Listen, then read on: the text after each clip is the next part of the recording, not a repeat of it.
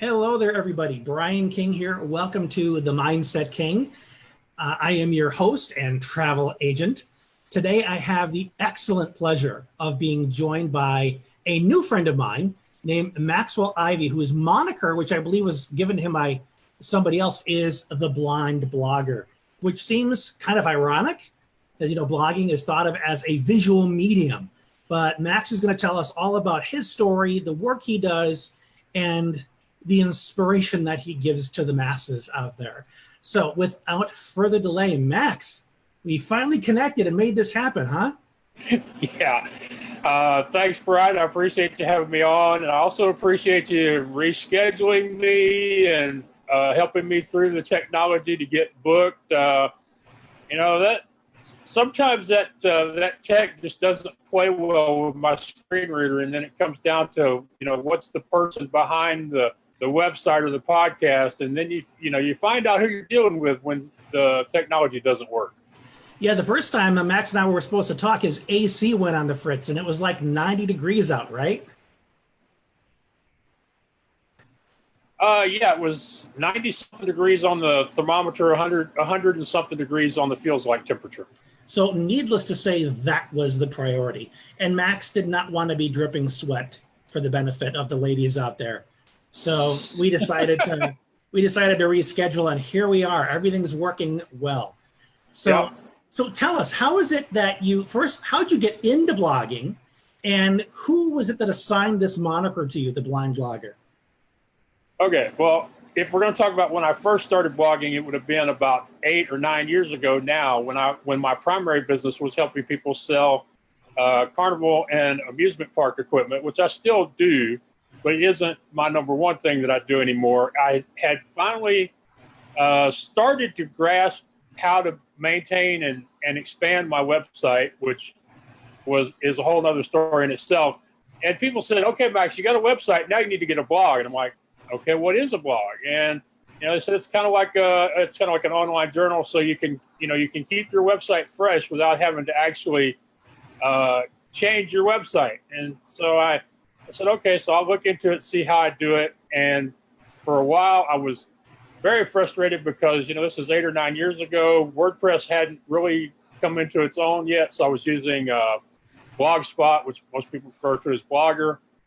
And I just really had trouble with the dashboard as far as accessing the menus and figuring out where to put stuff and how to make the blog do what I wanted it to. I was actually more comfortable hand coding in HTML, because that's what I had been doing for several years, then I was trying to write this blog using this blogging platform. But I did what I always do. I started asking a bunch of people a bunch of stupid questions, and eventually somebody said, "Max, you're using an Apple. Why don't you try Mars Edit?" So I said, okay, I'll give it a try. It's the best $19 I ever spent.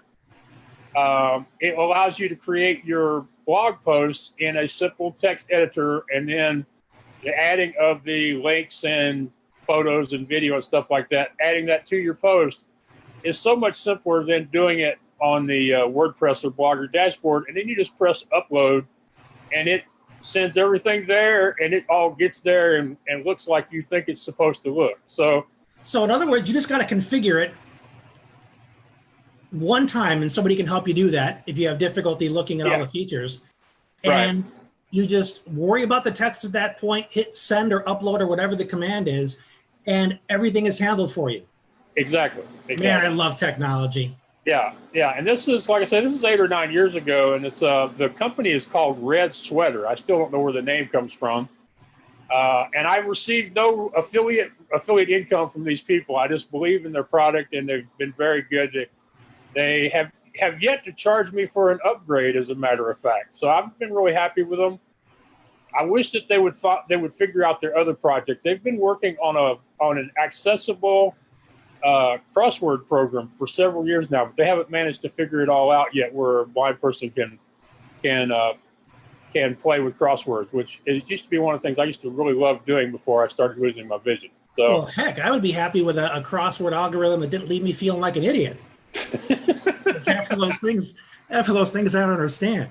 Now, one thing I know about your backstory, Max, that you kind of hinted at, but I want to make sure that the listeners get a full sense of, is that you grew up in the carnival business, right? Yeah, yeah. My family, I am third generation Carney. I have some cousins who are still operating a show out of South Texas. They travel all over the country, and they have several million. Excuse me. They have several $1 million worth of equipment these days. They're doing really well for themselves. Me, after my dad died, we weren't able to keep our small show going. So for a while, we hooked up with my uncle's carnival, and then after a while, we just got tired of being on another person's midway and having the usual squabbles that go with a large family running a business together. And so my mom and my brother, they started doing food on the weekends, and I started doing the amusement equipment brokering full time, which was something I had done, kind of hit and miss when my family needed to sell equipment so we could buy newer equipment. I was involved in helping my dad do that. Of course, at that time, you would have done it by using a magazine, an actual print magazine called the Amusement Billboard, and you would call people up. Of course, nowadays, you got the website, the blog, and email, and social media, and a mailing list with, who knows how many thousand people are on it these days. That's how you do it. But back then, you get the billboard and you start calling show owners and you go, hey, do you need something? And what would you pay for it? And well, if you don't need it, do you have something you want to sell that maybe we could swap? You spend a lot of time on the phone to sell a piece of equipment. So I thought, well, maybe I can do that full time since I'm no longer a carnival owner. And of course, I realized right away there was a whole bunch of stuff I had, no clue what I was doing. I had to figure out how to get people to list their equipment with me, which wasn't easy because my business model was commission on sales, whereas my competitor's business model was advertising, supporting completely free websites. So a lot of the people I was dealing with are like, okay, who's this new kid? Who does he think he is? And why does he think he should get part of our money for selling our rides when everybody else will do it for free? So I had to learn how to do a website. And as you mentioned, I am blind. Well, at that time, most of the people were doing websites with what they call "what you see is what you get" or WYSIWYG, which obviously wasn't available for me. So I actually had to use the W3C school and learn to hand code HTML. And I figure I probably wrote a couple million lines of code over the 5 years before I finally moved over to WordPress from a straight hand-coded HTML site. And I'm still more comfortable with code than I am with widgets and selection boxes and stuff like that. So if you ever look at the back end of my WordPress site, you'll probably see a fair amount of HTML in there because, you do it long enough, it just becomes second nature. It's like, it's home. It's comfortable. It's easier. Now, so how did you know that you were typing the code correctly? Well, that's one of the great things about HTML is there's a symmetry to it. And, what has to be in every string of code. Like if there's a less than, there has to be a greater than. If there's a quote, there has to be a closed quote. If there's a less than, like say if you want to make text bold, you would have less than B greater than. Well, then after the text, you have to have a less than / B greater than. So there's a symmetry to it. I once complained to my brother. I said, Michael, late at night when you're working on the website, I said, then less thans and greater thans and that stuff all start to run together. I said, is it any easier if you can see it? He said, no, it's probably harder. He said, because whenever I get tired of looking at HTML, it starts to look like rhombuses. See, I got both my eyes working as best as I can tell. My wife seems to think I can't find things in front of my face, and she's usually right about that. But when I type, if I didn't have spell checker, it would look like Egyptian hieroglyph. And you're talking about writing HTML, which is impressive when you have eyes. So that's pretty awesome that you were able to take to that and dish it out so prolifically.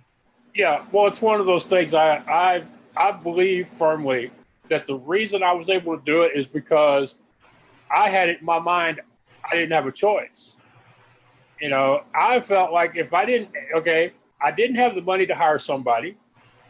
WYSIWYG wasn't an option. WordPress wasn't available yet.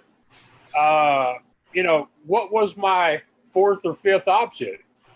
Really, the only option I had two. I could either leave the site the way it was and not add or update anything on the actual pages, or I could learn HTML. So I learned HTML.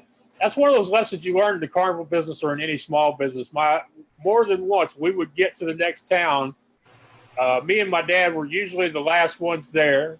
And we would get there with a load, and they'd always go, "Hey, how did y'all manage to get that in?" And my dad would always look at him. He'd say, "What, like we had a choice?" You know?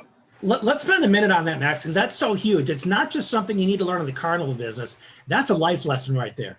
Because it would be so easy for someone to say, well, you know, Max is blind. We really can't expect him to learn how to do the website stuff, so we'll just have to settle for how it is. Or he can't see the code, therefore we shouldn't expect him to learn the HTML. There are sighted people who have more excuses.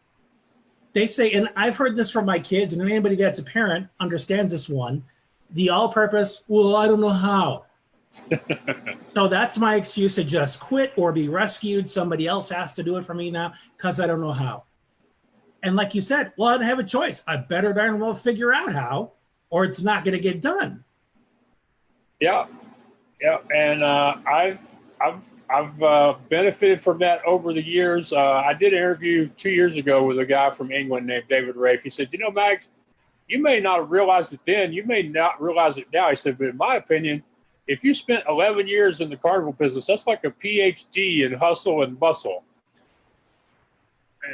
And that phrase has kind of stuck with me, that, you know, it reminds me that I learned a lot of great lessons from being in a business where nobody cares if you're sick, if the truck don't run, if the moonwalk split down the side, if the motor on the kiddie ride burnt up before open. Nobody cares. All they want to know is, can I get my funnel cake and can I ride the Ferris wheel and maybe I'll win me a stuffed animal. They don't care about nothing, about any of your excuses, reasons, whatever. And, you know, that's one of those things that you learn very quickly when you're working for yourself, or when you grow up in a business where everybody in the family is working for themselves. There's no sympathy, there's no excuses, there's no reasons.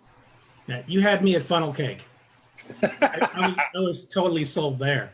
So do you still blog about this, where you're trying to buy and sell carnival equipment?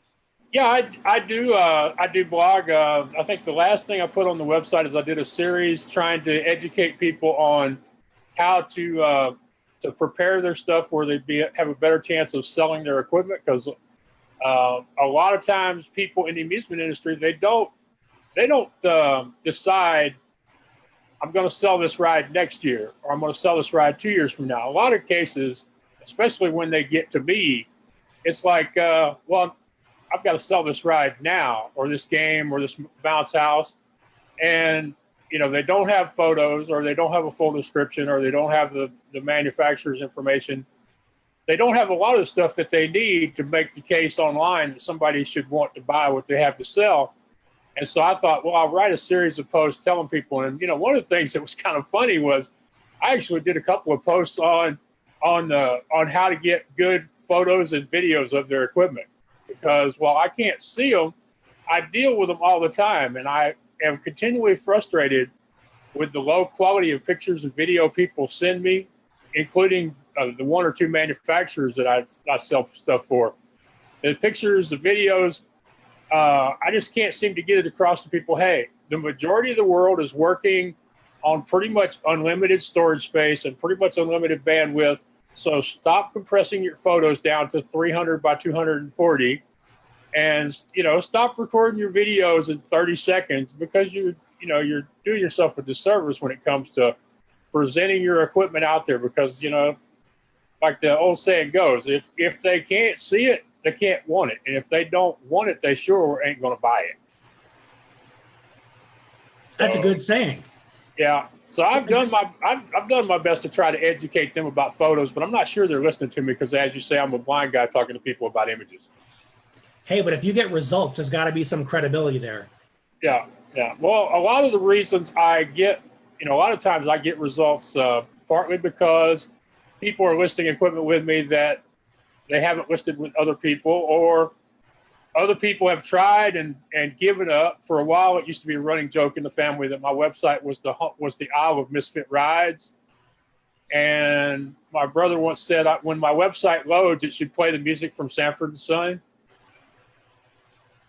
One of these days, I'm going to tell that joke, and somebody's going to know what the heck I'm talking about. I'm thinking, is that passive aggressive or is that a compliment? No, he was just being mean. He's a brother. He's supposed to do that. Okay. Well, thank goodness he's not on your board of directors. Yeah. Well, he's a minority partner in the business. I like to tell people I make the money and he helps me spend it. We don't want to trust him with any bigger decisions than that. Now, one thing I want to get into, we talked a little bit before we went live, is this tendency in the community of people with disabilities that we're often thought of by mainstream folks as an inspiration because we're able to be successful or take on challenges regardless of our difficulties. And you had a wonderful insight into that. Well, there are a couple of things we were talking about. One was, there's a conversation that goes on among blind people that it seems like the world at large either sees us as inspirational, as superheroes, or they see us as tragic people who they should ignore and try to not see us. And it doesn't seem like there's any room for an in-between with people with disabilities, even if you take just blind people, you have different levels of visual acuity, you have different diseases as far as whether or not somebody's vision is going to stay like it is now, or they're going to lose it completely, or there's potential to be improved. And even if you take you take two people with the exact same vision loss, the exact same vision acuity, they're going to grow up with different parents and different friends, and they're going to find different ways to deal or not deal with their vision problem. So right there, you're talking about mindset. Yeah. How are you raised rather to value the context in which you find yourself, not only family context, any kind of community that you're in, and the context of your own body? What does it equip you to do? One thing clearly that you have to your advantage is your resourcefulness. Yeah, I think resourcefulness, resilience, perseverance, and stubbornness might be in there too.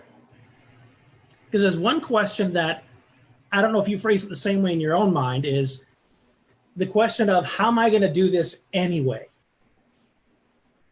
I'm blind, or I have difficulty walking, or you can't hear, or whatever it is, but you need to accomplish something that requires you to use a sense that, for all intents and purposes, you don't have, or you don't have to the same capacity the average person does, but you've got to figure out how to make it work anyway.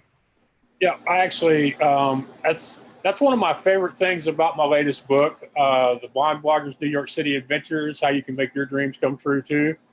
The best thing about that book is the photos. And the reason I say that is because before I left, even like a month or two before I went to New York City, I was having that discussion with people online. I'm like, okay, I'm totally blind. I'm going to New York City. I'm going to have a big adventure. I really would like to have photos. Actually, what I really hoped is that I would connect with some people who know how to do film work, and that it could have been turned into a documentary. But I was like, how am I going to take pictures of this? And we talked about GoPro cameras. We talked about remote controls for my iPhone. There's a lot of different technical solutions to it. What was the final answer, and was really the simplest answer? I have an old DSLR camera. It's basically a point and shoot with an SD card in it. It's like the old, first generation digital cameras. Yes, yeah, it's exactly. It actually reminds me more of the old, what we would have called an Instamatic camera from the 80s. It's very simplistic. I walked around New York City for 2 weeks, and I would just hand that camera to people and go, "Yeah, would you take a picture, please?" And people would take pictures. They usually took several of them from different angles. Well, and in New York, they gave it back. That in itself is impressive. Well, you know, I go 6'4" and 270. They might have thought that they might have to run from me. I'm not sure. Yeah, and you can hear their footsteps, so you're going to catch them. Maybe. But you know, I never even worried about whether or not they would give the camera back to me. I must be, you know, just weird that way.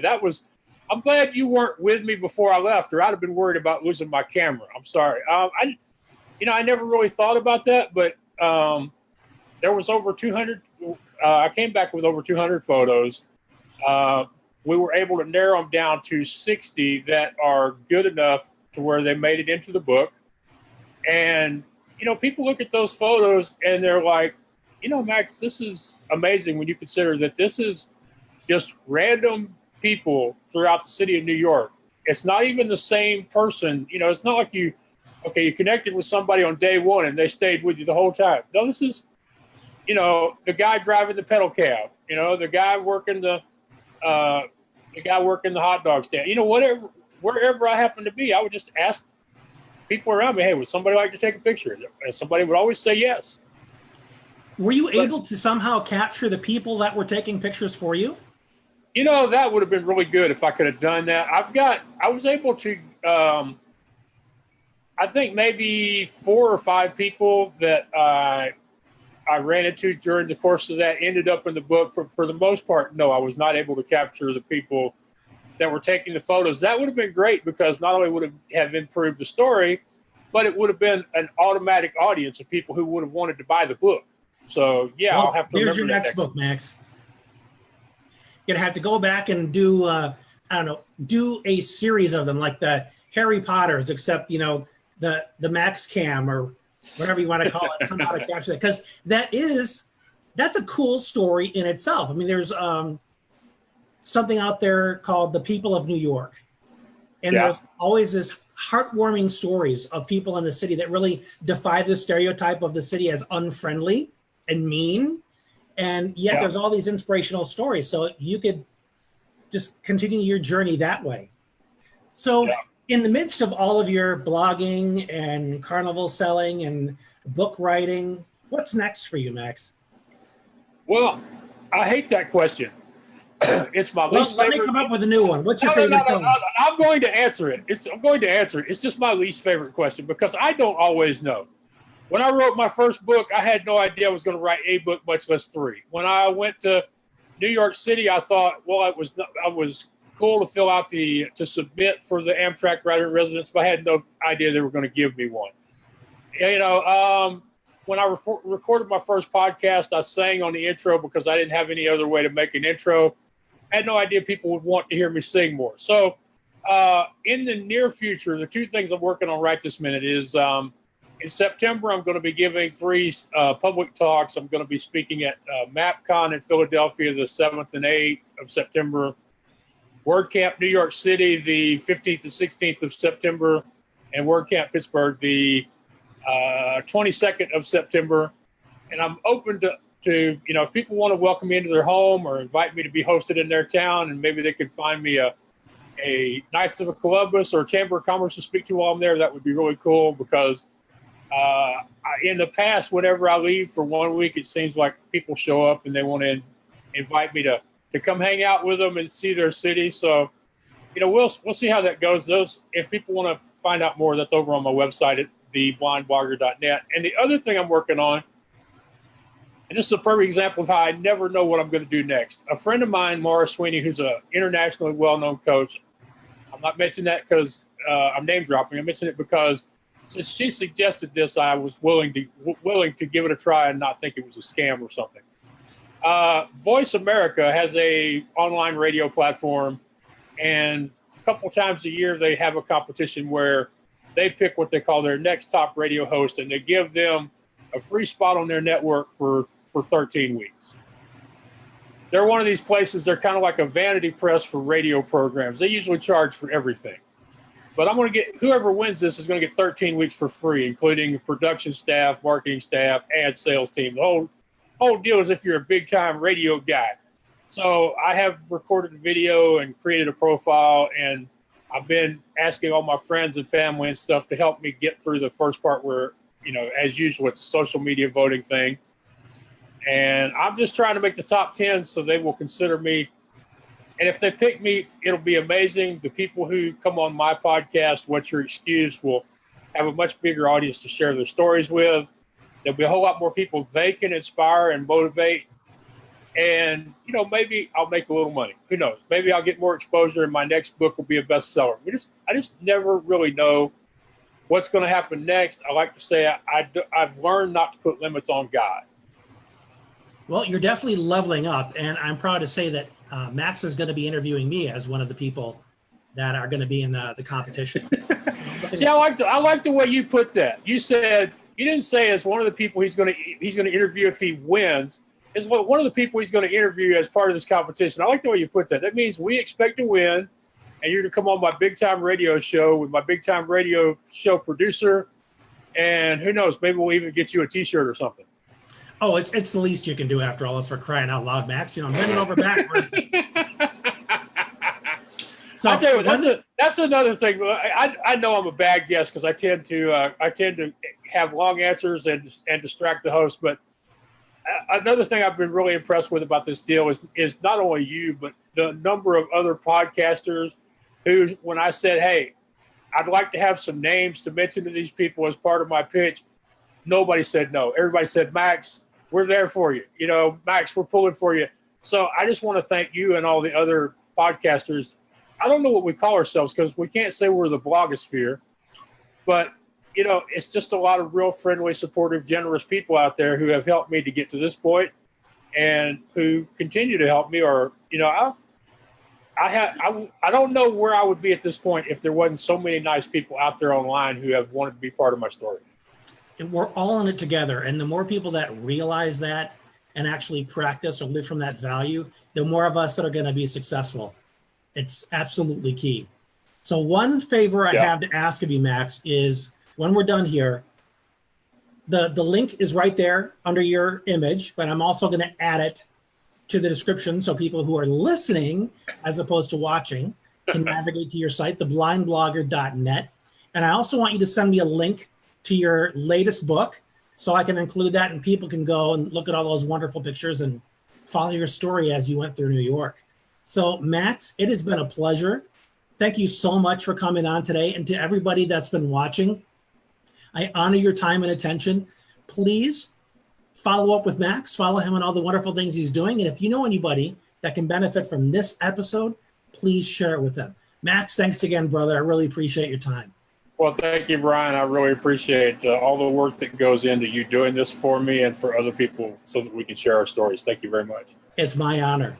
Take care, everybody. We'll catch you next time on The Mindset King. Until then, thanks for being you.